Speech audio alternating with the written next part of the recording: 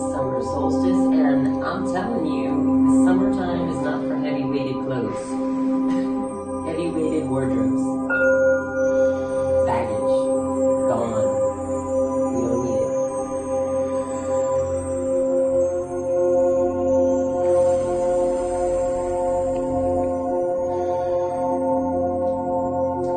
As you release and align yourself with the space, breathing rhythmically, you become aware of your forehead where your third eye resides. Is it tight with thoughts?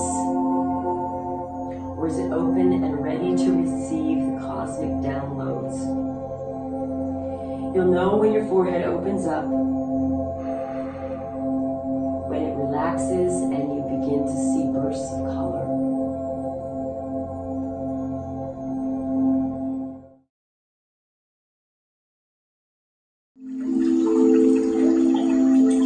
May the children of the earth understand that this is to be a birthing place of a new humanity, the birthing of a new man utterly discontinuous from the past.